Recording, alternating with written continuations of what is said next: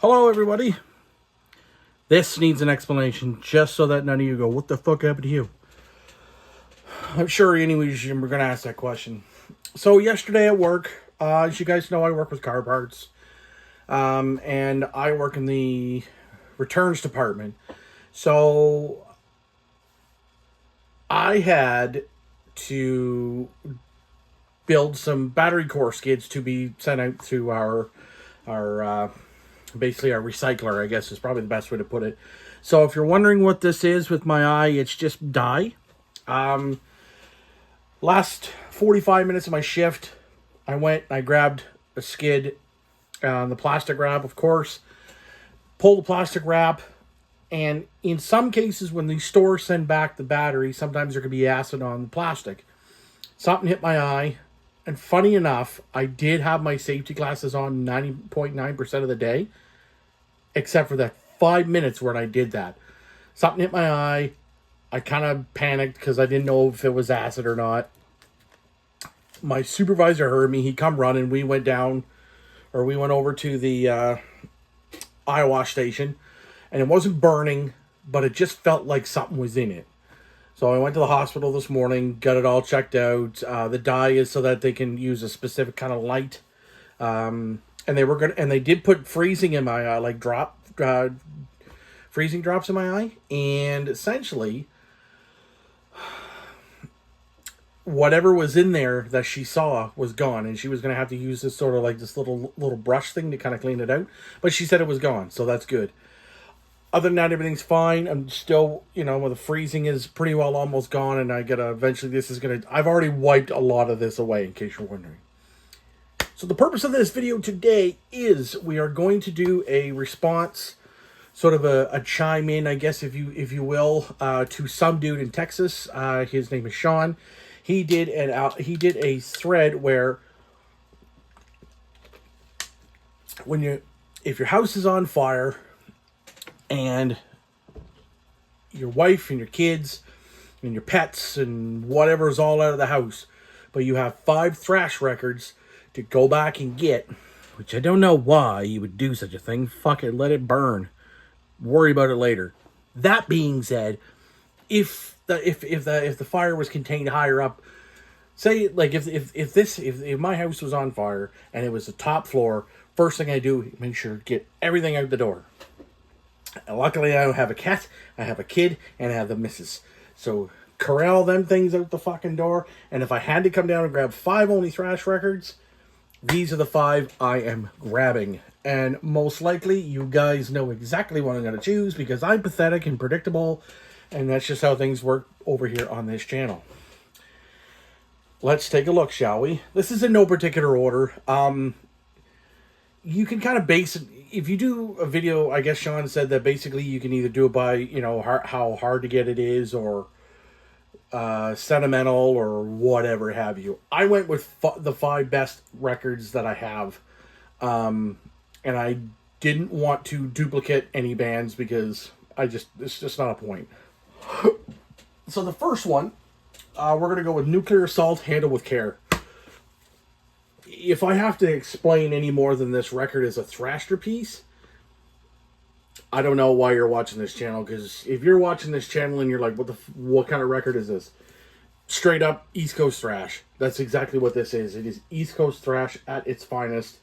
And it's by far one of their best records, next to Something Wicked This Way Comes. I got this for pretty much a steal, and it was actually up in Moncton, which is a city about an hour and a half away from me.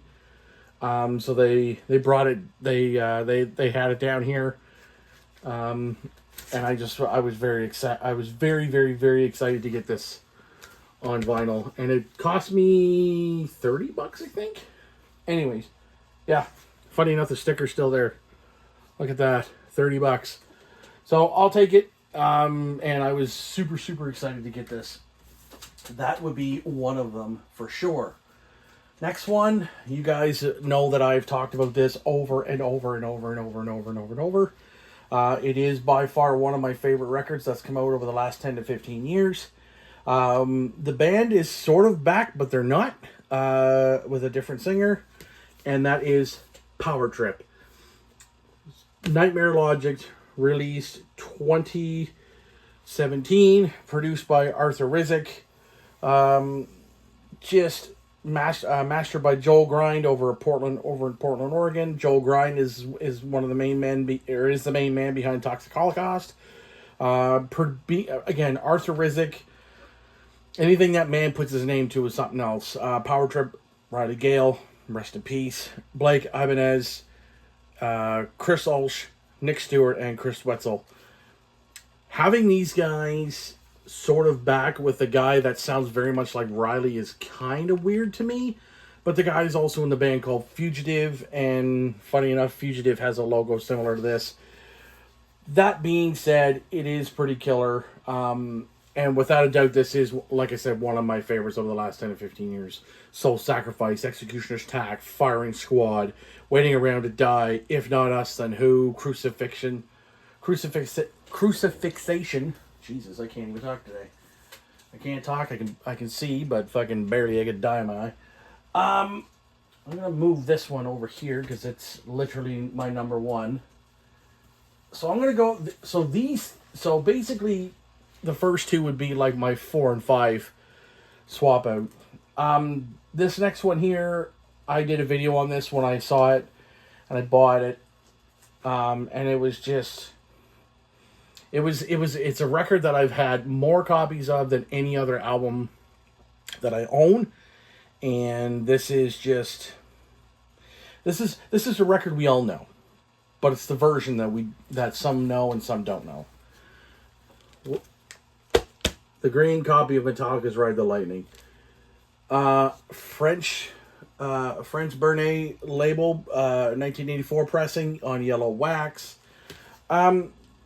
Obviously, as I had done, because I had looked into it deep enough, and I'm like, shit, is this the actual, is this the OG copy? And it certainly isn't. I paid $50 for this, and it's very well worth it, because I guess the OG pressing of this is actually much, much higher. But I absolutely love this record. It is my number one Metallica record, and it's probably in my top 10 of all time, if I was to go through and redo that. I've worn out this, not this copy, but I've worn out the album. It's burned into my brain, it's burned into my memory, and it's perfection to me, as far as I'm concerned. Now, this is an album that I've seen talked about so many times. It is extremely beloved in the vinyl community. It's a record that at first, when I first heard it years ago, I said, what the hell is that? That sounds like shit. And of course, when you're younger, you think you know everything, but in turn, I don't know everything. So I had to listen to this with ears that were just a lot older. And I had to put a thought process into this album, because while I love it, at first I didn't, and it took me a little bit to get into, similar to how South of Heaven by Slayer. And this is a recent Christmas gift, and I'm still kind of blown away that I have this fucking thing in my hands. So the moment that I opened it, I just looked at the wife and I said, are you serious right now? And she's like, yeah. I'm like, this is amazing. Testaments, The Legacy. It's extremely good.